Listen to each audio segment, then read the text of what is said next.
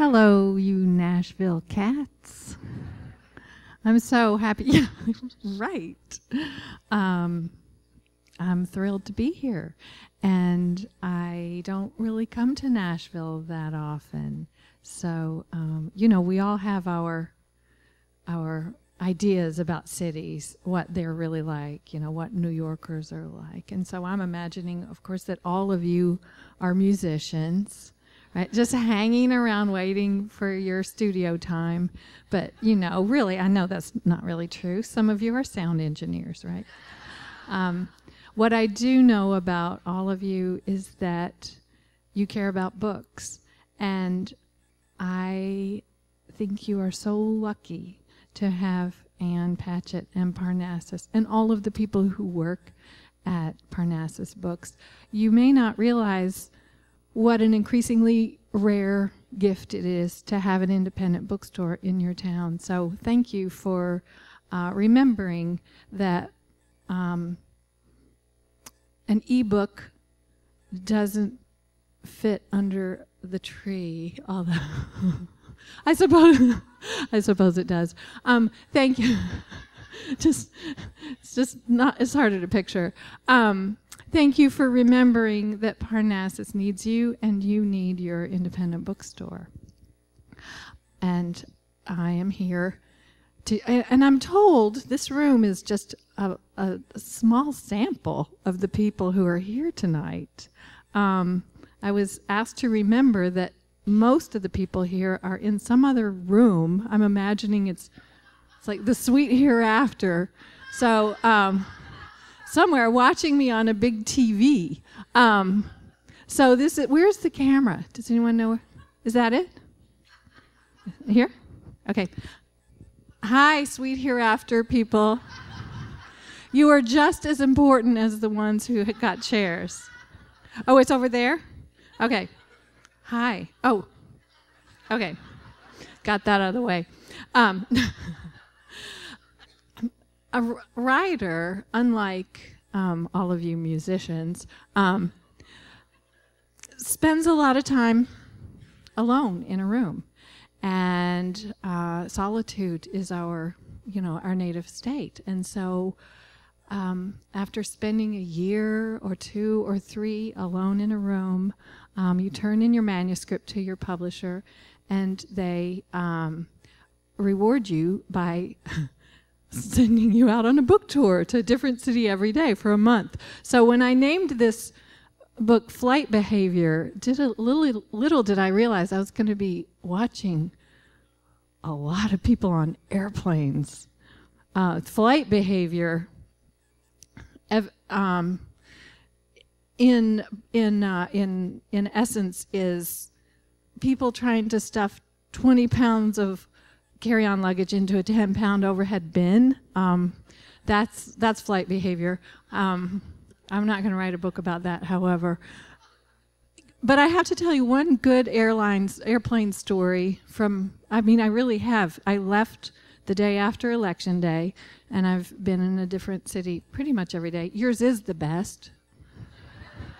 And this is the next to last stop. Tomorrow will be the end of my book tour, but I have to tell one good airplane story, which is that I was in some western city, they run together, sitting on an airplane waiting to take off, and suddenly they announce, that we have a problem. The crew is on board, the pilot's on board, the co-pilot's on board, but the pilot forgot his credentials.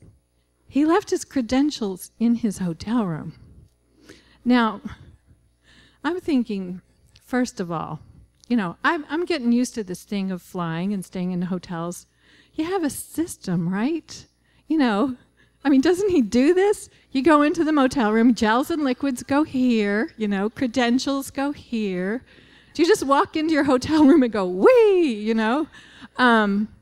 Apparently, yes. So, which led me to question 2, do I want to fly with this guy? Anyway, that might not be the best airplane story you ever heard, but it's what I have to offer. But this book is not really about airplanes, as you know, because the mayor told you what it's about. And so why am I even here? It is about science and faith and modes of denial and farm economics and religion and class and culture wars and climate change. And that's probably enough for one novel. So the plan tonight is I'm going to read you about 15 minutes of worth of this book, and then we'll talk. I'll ask you questions, right?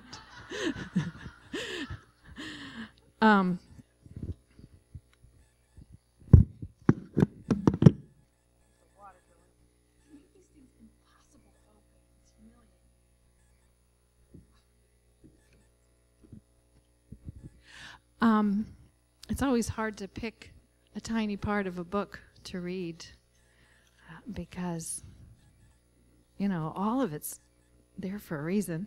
So the simplest thing is to begin at the beginning because I don't then have to explain what came before. And because the beginning is the part that you work hardest on.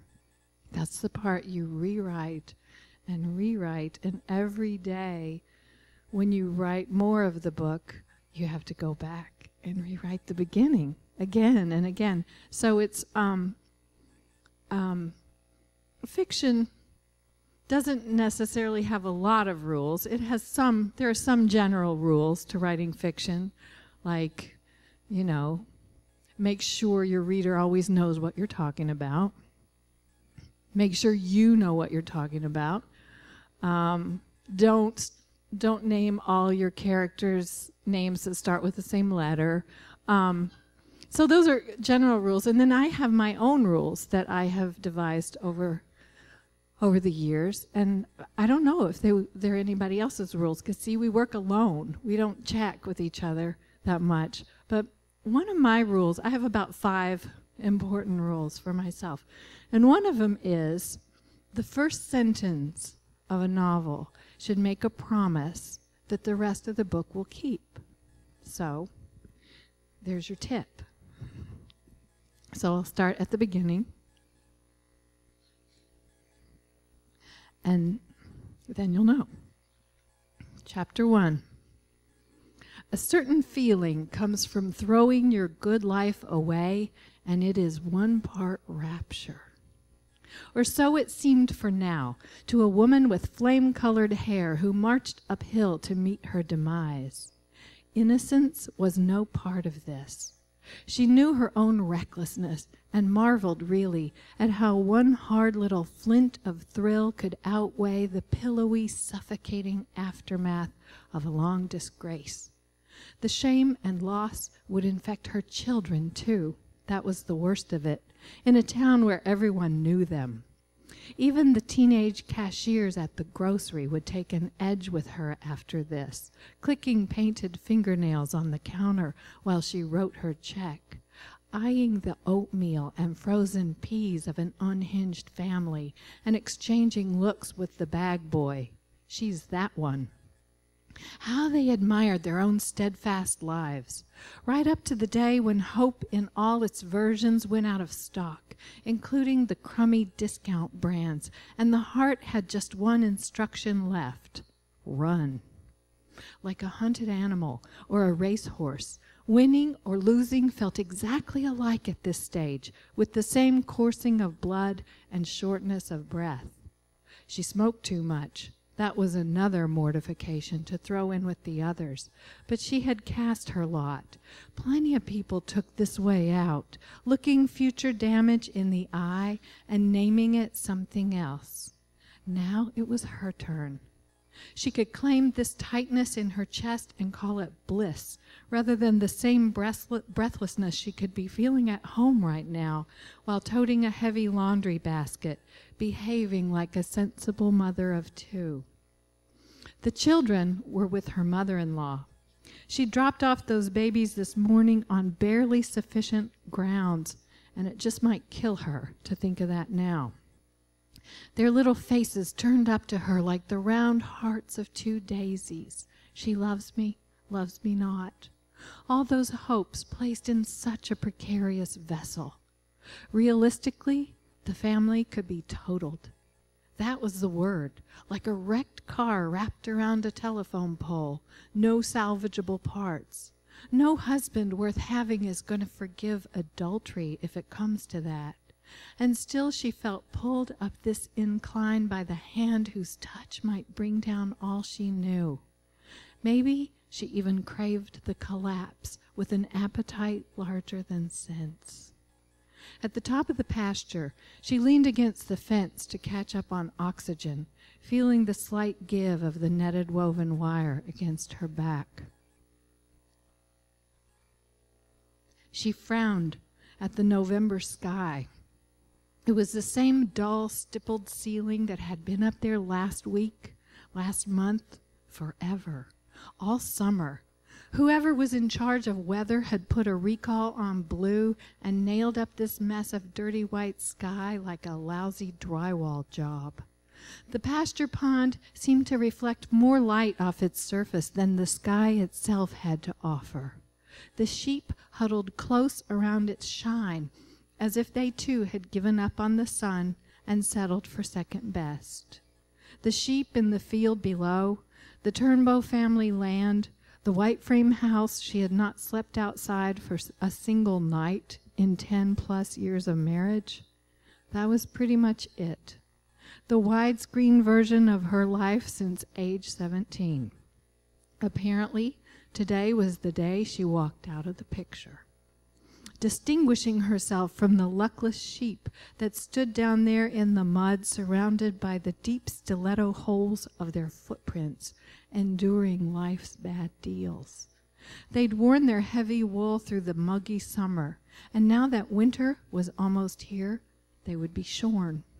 Life was just one long proposition they never saw coming. Their pasture looked drowned. In the next field over, the orchard painstakingly planted by the neighbors last year was now dying under the rain.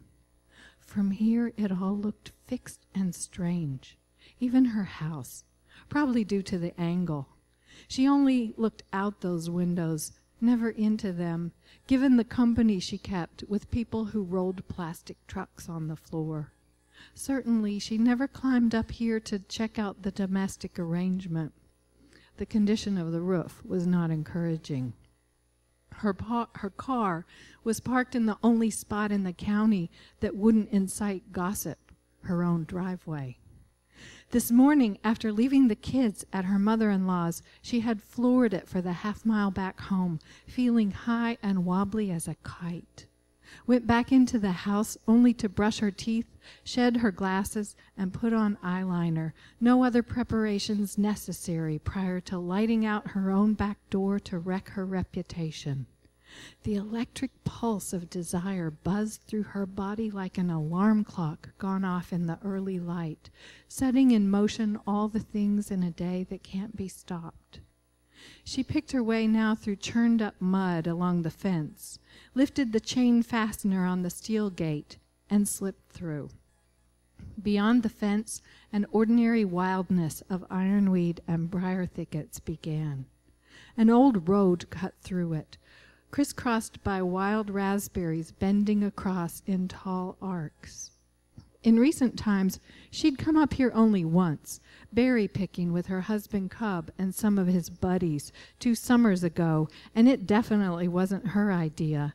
She'd been barrel-round pregnant with Cordelia and thinking she might be called on to deliver the child right there in the brambles. That's how she knew which June it was. So Preston would have been 4.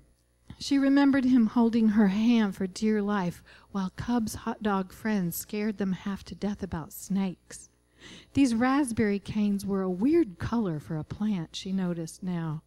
Not that she would know nature if it bid her, but bright pink, the color of a frosted lipstick some 13-year-old might want to wear.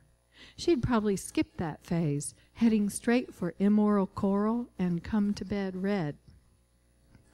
The saplings gave way to a forest. The trees clenched the last of summer's leaves in their fists, and something made her think of Lot's wife in the Bible, who turned back for one last look at home. Poor woman, struck into a pile of salt for such a small disobedience. She did not look back, but headed into the woods on the rutted track her husband's family had always called the high road. As if, she thought. Taking the high road to damnation. The irony had failed to cross her mind when she devised this plan. The road up the mountain must have been cut for logging in the old days. The woods had grown back. Cub and his dad drove the all-terrain up this way sometimes to get to the little shack on the ridge they used for turkey hunting. Or they used to do that, once upon a time, when the combined weight of the Turnbow men, senior and junior, was about 60 pounds less than the present day. Back when they used their feet for something other than framing the view of the television set. The road must have been poorly maintained even then. She and Cub used to come up here by themselves in those days, too, for so-called picnics, but not once since Cordy and Preston were born. It was crazy to suggest the turkey blind on the family property as a place to hook up. But where else were they supposed to go? Her own bedroom, strewn with inside-out work shirts and a one-legged Barbie lying there staring while a person tried to get in the mood. The Wayside Inn out on the highway was a pitiful place to begin with before you even started deducting the wages of sin. Mike Bush at the counter would greet her by name. "How do, Miss Turnbow? Now how's them kids?" The path became confusing suddenly, blocked with branches. The upper part of a fallen tree lay across it, so immense she had to climb through, stepping between sideways limbs with clammy leaves still attached. She smacked her palms together to shuck off the damp grit and viewed the corpse of the fallen monster. The tree was intact, not cut or broken by wind. What a waste! After maybe centuries of survival, it had simply let go of the ground, the wide fist of its root mass ripped up and resting naked above a clay gash in the wooded mountainside. Like herself, it just seemed to have come loose from its station in life. After so much rain upon rain, this was happening all over the county. She'd seen it in the paper. Massive trees keeling over in the night to ravage a family's roofline or flatten the car in the drive. The ground took water until it was nothing but soft sponge, and the trees fell out of it. Near Great Lick, a whole hillside of mature timber had plummeted together, making a landslide of splintered trunks. People were shocked. Even men like her father-in-law, who tended to meet any terrible news with, "That's nothing," claiming already to have seen everything in creation. But they'd never seen this, and had come to confessing it. In such strange times, they may have thought God was taking a hand in things, and would thus take note of a lie. The road turned up steeply toward the ridge and petered out to a single track. A mile yet to go, maybe. She was just guessing. She tried to get a move on. Okay, I'm going to skip ahead. We'll just skip over the boring parts. Now,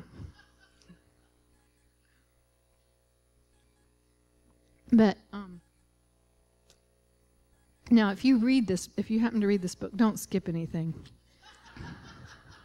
Read it all. You should. The last part of the trail was the steepest, as far as she could recall from her high school frolics up here. Who could forget that ankle-bending climb, rocky and steep and dark? The air suddenly felt colder. The fir forest had its own spooky weather, as if these looming conifers held an old grudge. What had she been thinking to name that hunting shack for a meeting place? Romance felt as unreachable now as it did on any average day of toting kids and dredging the floor of doll babies. She could have made things easy on herself and wrecked her life in a motel room like a sensible person, but no. Her legs were tired and her butt ached. She could feel blisters welling on both feet. The boots she had adored this morning now seemed idiotic, their slick little heels designed for parading your hindquarters in jeans, not real walking. She watched her step, considering what a broken ankle would add to her day. The trail was a cobbled mess of loose rocks, and it ran straight uphill in spots. With relief, she arrived on a level stretch of ground carpeted with brown fir needles, but something dark loomed from a branch over the trail. A hornet's nest was her first thought, or a swarm of bees looking for a new home. She'd seen that happen. But the thing was not humming. She approached slowly, hoping to scoot under it, with or without a positive ID. It bristled like a cluster of dead leaves or a downturned pine cone, but was much bigger than that. Like an armadillo in a tree, she thought, with no notion of how large that would be. She didn't much care to walk under it. She wished for the glasses she'd left behind. Vanity was one thing, but out here in the damn wilderness, a person needed to see. She squinted up into the dark branches, backlit by pale sky. Her heart thumped. These things were all over, dangling like giant bunches of grapes from every tree she could see. Fungus was the word that came to mind, and it turned down the corners of her mouth. Trees were getting new diseases now. Cub had mentioned that. The wetter summers and mild winters of recent years were bringing in new pests that apparently ate the forest out of house and home. She pulled her jacket close and hurried underneath the bristly thing, ducking, even though it hung a good 10 feet above the trail. She cleared it by 5, and even so shivered and ran her fingers through her hair afterward and felt childish for fearing a tree fungus. The day couldn't decide whether to warm up or not. Fungus brought to mind scrubbing the mildewed shower curtain with Mr. Clean, one of her life's main events. She tried to push that out of her thoughts, concentrating instead on her reward at the end of the climb. The path steered out of the shadow into a bright overlook on the open side of the slope, and here she slammed on her brakes. Here something was wrong. Or just strange. The trees above her were draped with more of the brownish clumps, and that was the least of it. The view out across the valley was puzzling and unreal, like a sci-fi movie. From this overlook she could see the whole mountainside that lay opposite, from top to bottom, and the full stand of that forest was thickly loaded with these bristly things. The fir trees in the hazy distance were like nothing she'd ever seen, their branches droopy and bulbous. The trunks and boughs were speckled and scaly like trees covered with cornflakes. She had small children. She'd seen things covered with cornflakes. Nearly all the forest she could see from here, from valley to ridge, looked altered and pale, the beige of dead leaves. These were evergreen trees. They should be dark, and that wasn't foliage. There was movement in it. The branches seemed to writhe. She took a small automatic step backward from the overlook and the worrisome trees, although they stood far away across the thin air of the hollow. She reached into her purse for a cigarette, and then stopped. A small shift between cloud and sun altered the daylight, and the whole landscape intensified, brightening before her eyes. The forest blazed with its own internal flame.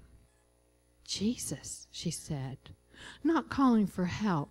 She and Jesus weren't that close, but putting her voice in the world because nothing else present made sense.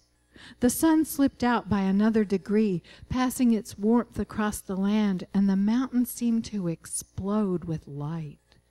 Brightness of a new intensity moved up the valley in a rippling wave, like the disturbed surface of a lake. Every bough glowed with an orange blaze. Jesus God, she said again. No words came to her that seemed sane. Trees turned to fire, a burning bush. Moses came to mind, and Ezekiel, words from Scripture that occupied a certain space in her brain, but no longer carried honest weight, if they ever had. Burning coals of fire went up and down among the living creatures.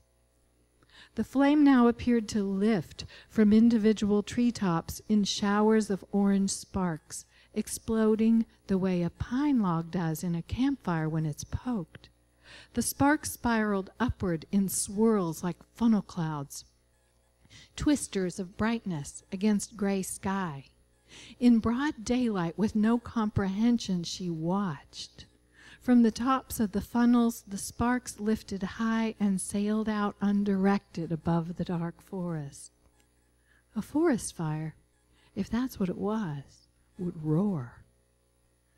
This consternation swept the mountain in perfect silence. The air above remained cold and clear. No smoke, no crackling howl.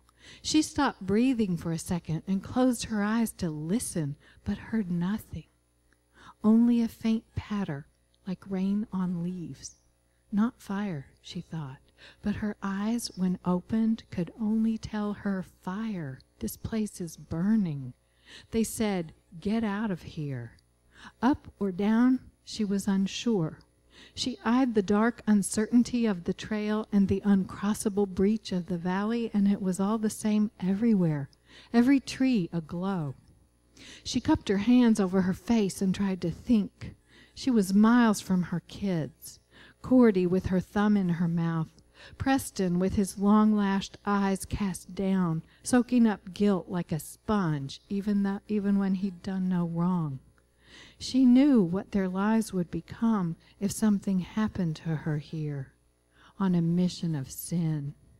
Her mother-in-law would rain shame on them for all time.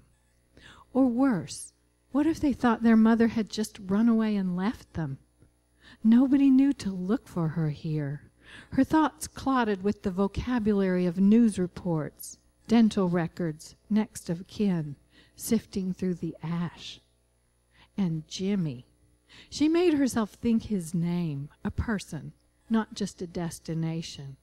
Jimmy, who might be up there already. And in a single second, that worry lifted from her like a flake of ash, as she saw for the first time the truth of this day. For her, the end of all previous comfort and safety, and for him, something else entirely, a kind of game. Nothing to change his life. The minute he breathed trouble, he would slip back down the mountain and go on home. Nothing could be more certain. He had the instincts of the young. He would be back at work before anybody knew he'd called in sick.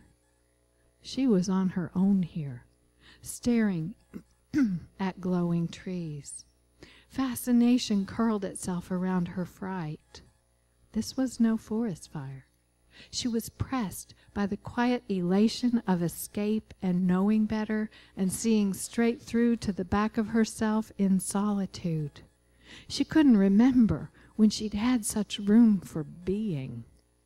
This was not just another fake thing in her life's cheap chain of events, leading up to this day of sneaking around in someone's thrown-away boots. Here that ended. Unearthly beauty had appeared to her, a vision of glory to stop her in the road. For her alone, these orange boughs lifted, these long shadows became a brightness rising. It looked like the inside of joy, if a person could see that. A valley of lights, an ethereal wind. It had to mean something. She could save herself and her children, with their soft cheeks and milky breath, who believed in what they had, even if their whole goodness and mercy was a mother distracted out of her mind. It was not too late to undo this mess. Walk down the mountain, pick up those kids. The burning trees were put here to save her. It was the strangest conviction she'd ever known, and still she felt sure of it. Her eyes still signaled warning to her brain, like a car alarm gone off somewhere in an empty parking lot. She failed to heed it, understanding for the moment some formula for living that transcended fear and safety. She only wondered how long she could watch the spectacle before turning away. It was a lake of fire, something far more fierce and wondrous than either of those elements alone. It was the impossible.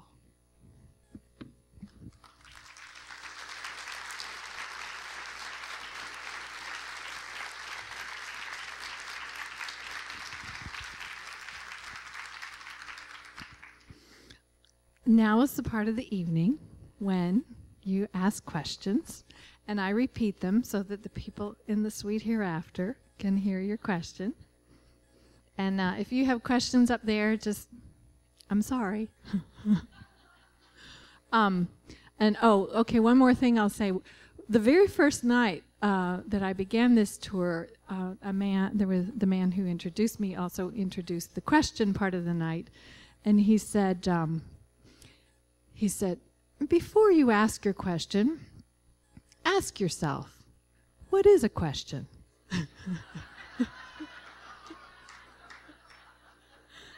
So, okay, we'll stick with that. So, who's brave enough to begin?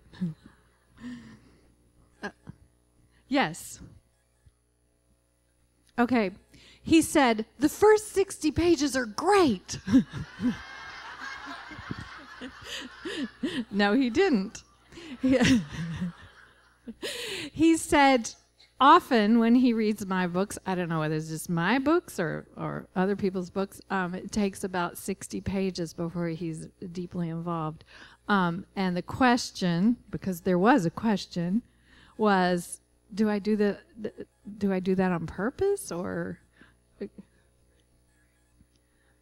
do I have the same experience? No, I like it from the get-go.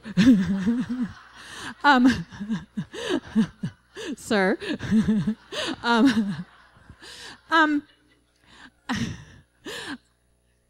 think everyone reads a book differently, and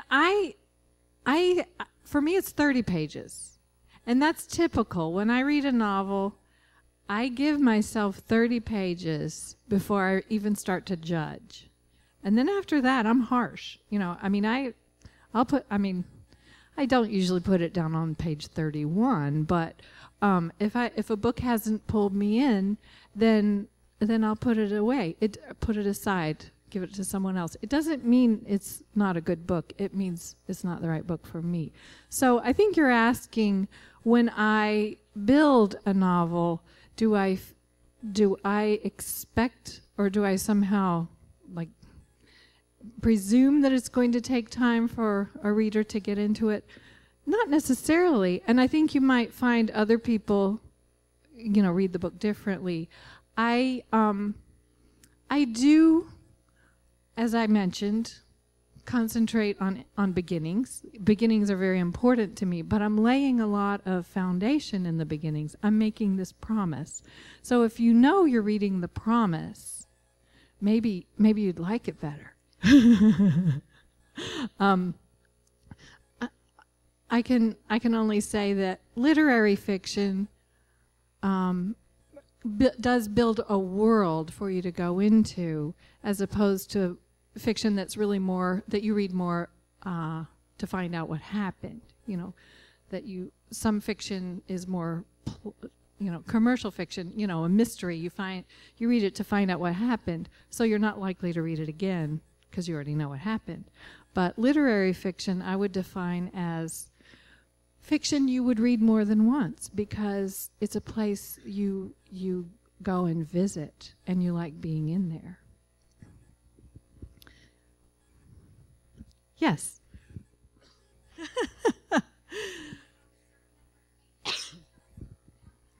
The question was, is it true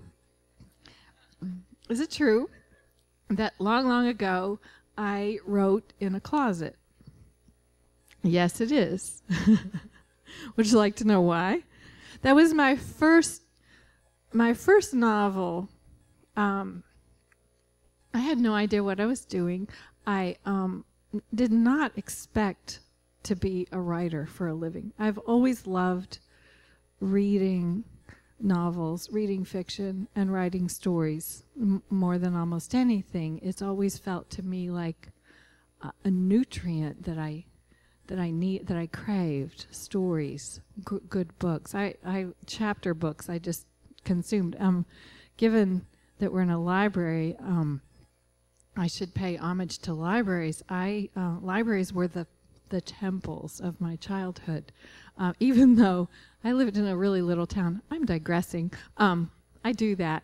I lived in a really tiny little town, and the library was upstairs above the utility office where you paid your utility bills. And so you go up there, and the librarian was this lady whose mission in life, I'm sure, was to protect the books from children. So you had to sneak around, and that probably added to the allure of the books. But anyhow, I always loved books, reading books and writing stories, but I didn't dream that I would get to do this for a living. So I, wisely enough, prepared for another profession. I studied science and worked as a biologist, and I worked as a scientific writer for a while. And when I was 31, I guess, and became pregnant with my first child, I was awake all the time. I couldn't sleep. I mean, I've never had, I've always had a tenuous relationship with sleep, but then it just left me. It just went away. So the doctor told me, here's what you should do. When you're awake and you can't fall asleep, you should not reward yourself. You should do something you hate. So his suggestion was that you should scrub the grout on the bathroom tile with a toothbrush. And I had thought about that for about 10 seconds, and I thought, scrub the grout, write a novel. I'll go for the novel. So I'd been working on this in my mind for a long time, so I stayed up at night for 9 months. I slept a little bit, but not very much. But it was a chance, because nobody pays you to write your first novel. I'm just telling you. They often don't even pay you to write your second one. But, people often think they would write a novel if they had time. You're not gonna.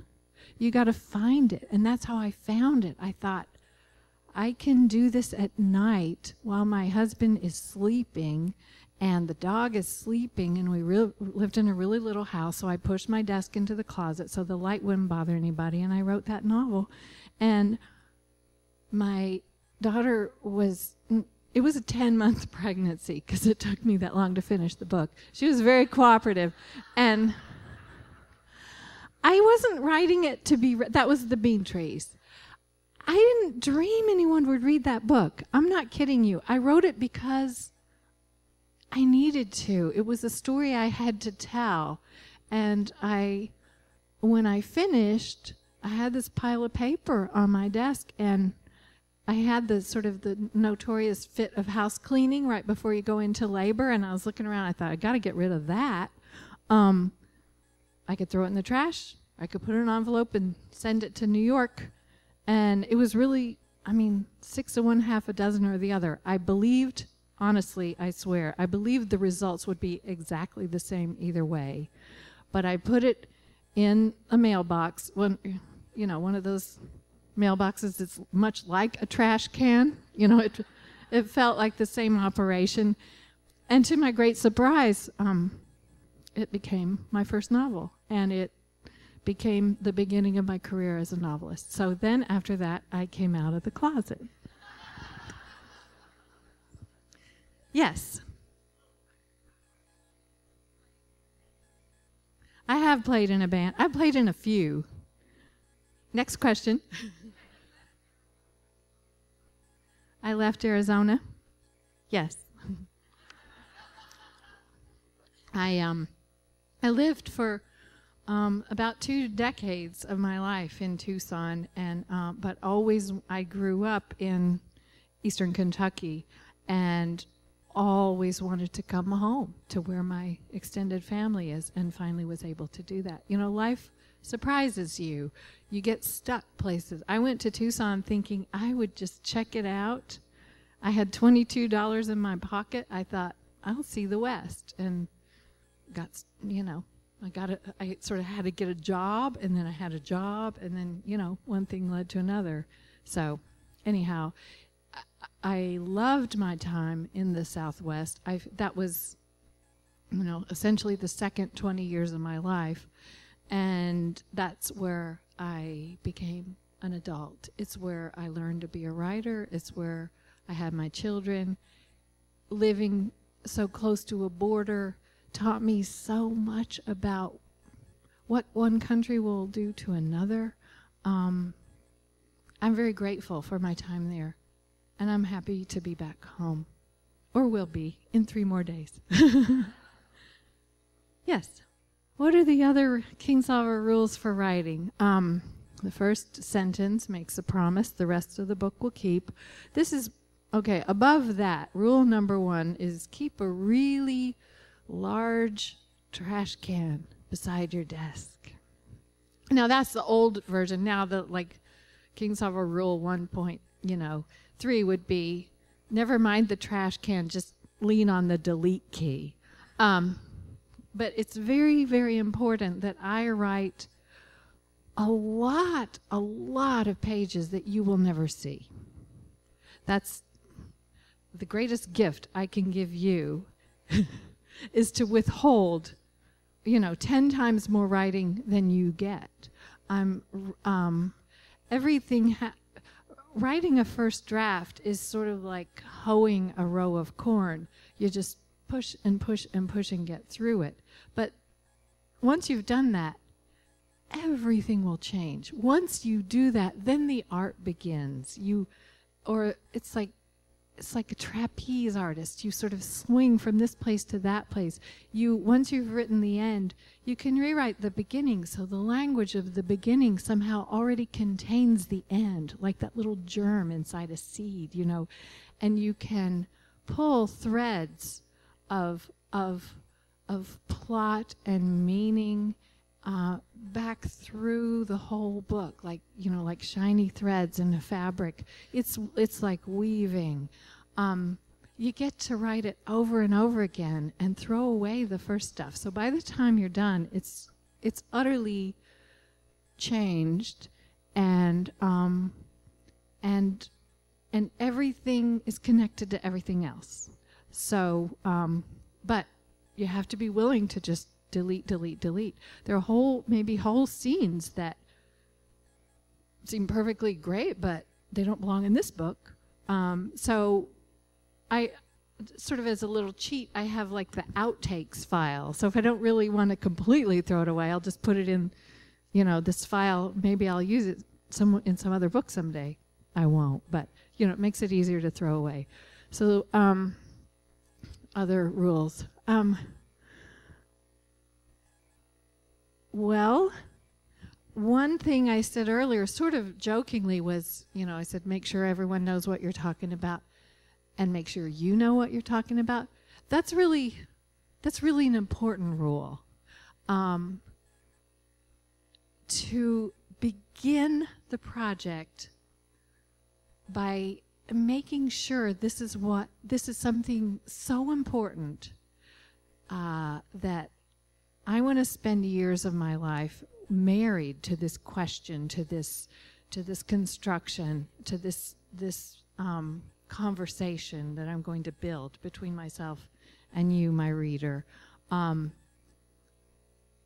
only that it deserves that much of my time, but that it deserves that much of your time. There's already so many good books in the world, right? Why should I make another one? I need to convince myself first that I'm asking you a question you've never been asked before. That's a very important. Okay, I'm moving that up to number 1. That really is the most important thing.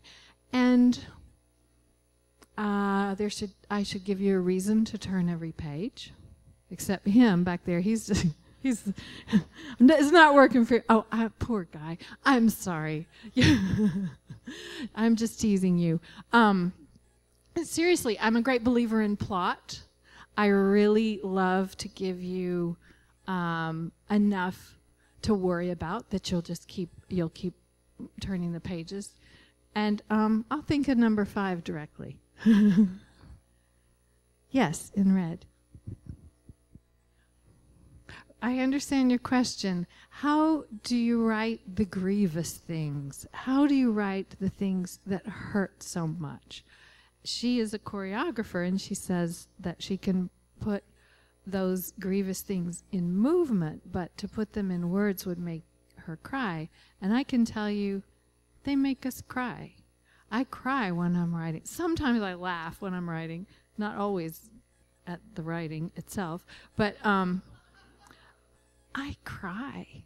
There are scenes that are so hard. There's a particular scene I'm thinking of in the Poisonwood Bible, and I don't believe in spoilers in case anyone here might want to read that book, but there is a death, and this is something pretty much from the beginning of the book. You just, it's foreshadowed, but there's the death of a child, and that is, of course, the hardest thing for anyone to contemplate, and it had to be because not just because the plot hinged on it, but because that book was about arrogance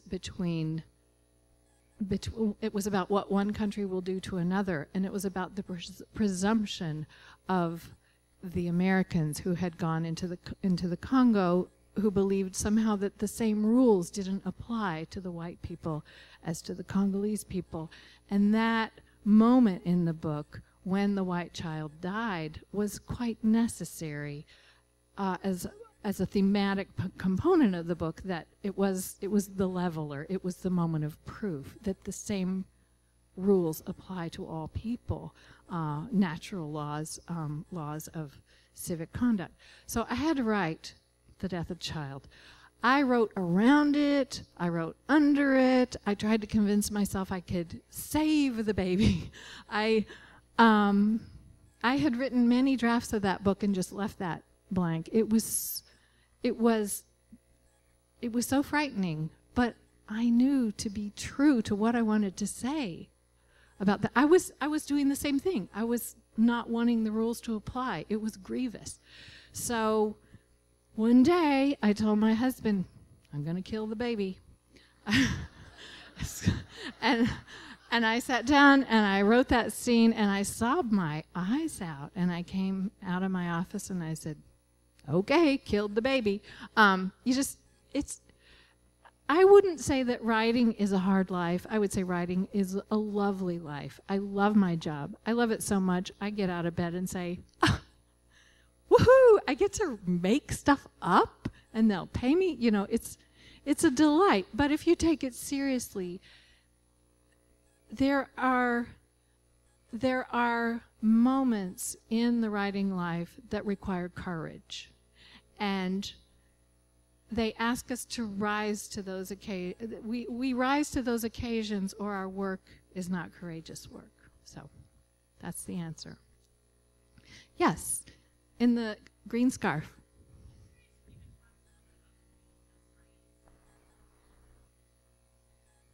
Talk about the fusion of science and fiction. Gladly.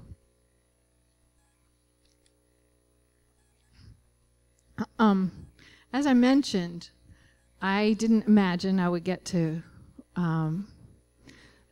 tell lies for a living, and I don't think that's what I do. It was unimaginable to me in childhood that I could grow up to be a writer, because in the place where I lived, which is a rural, working class region of eastern Kentucky, to say you wanted to be a writer would be like saying you wanted to be a fairy when you grew up. I mean, exactly like that, and people would say, that's good, Barbara. That's good, Barbara. Barbara, honey, that's good. So I felt quite lucky to get to go to college. Almost no one from my high school went to college. So I felt I needed to do something reliable and valid, and something with that education that would help me support myself. And science is something I love. I always loved biology. I grew up in the, in the alfalfa fields and running in the woods. My childhood, all my childhood memories involve trees and creatures, like groundhogs, snakes, what have you, and no adult supervision at all. So I loved the natural world, and I wanted to study it, and I studied it as an undergraduate and graduate school.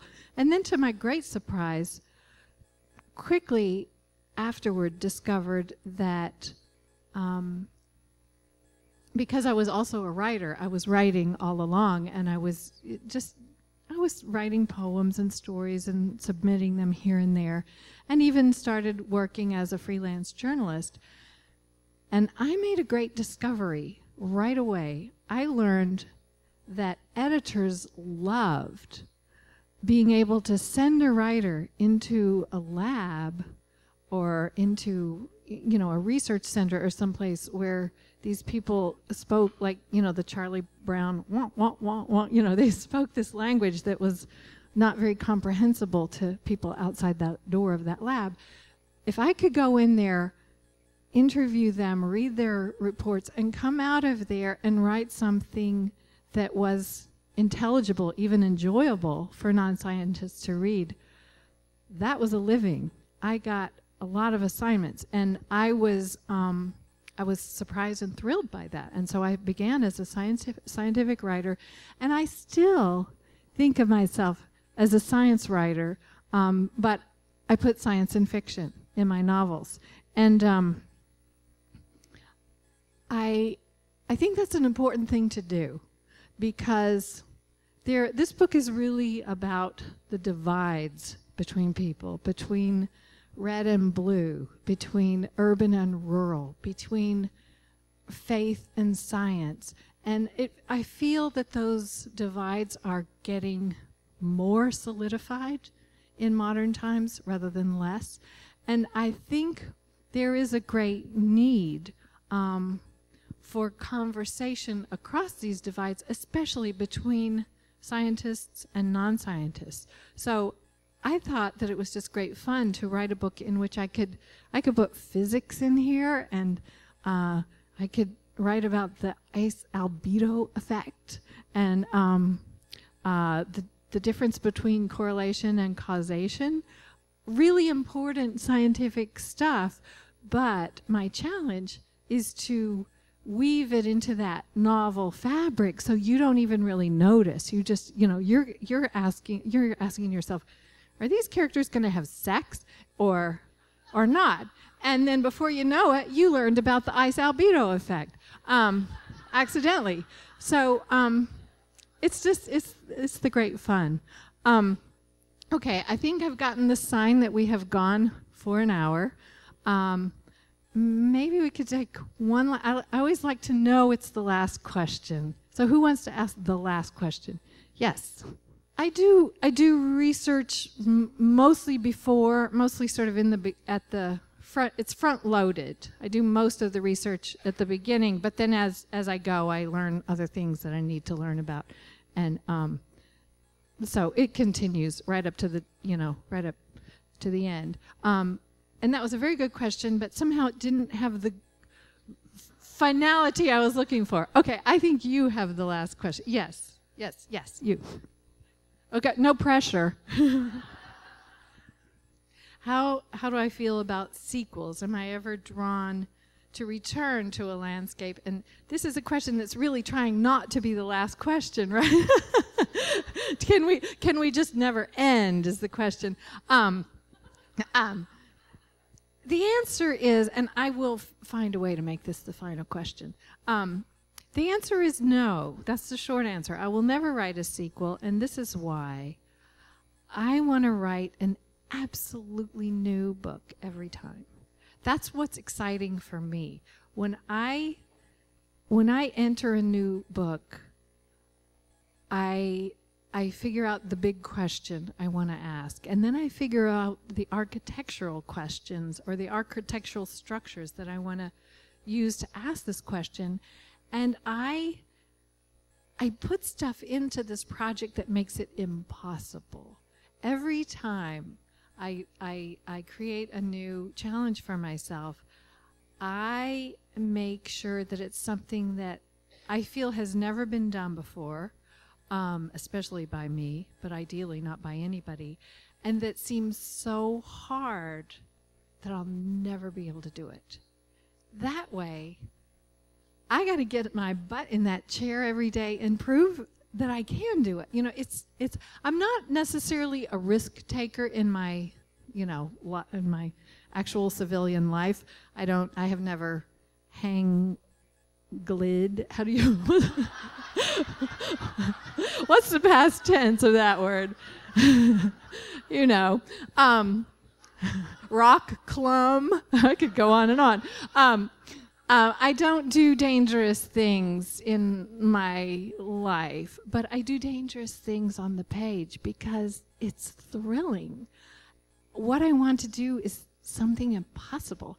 That keeps it alive for me. It keeps it exciting and thrilling, and it keeps the adrenaline up so that I am engaged all the way to the end. And I suppose we found it. That's rule number 5 of Barbara's fiction.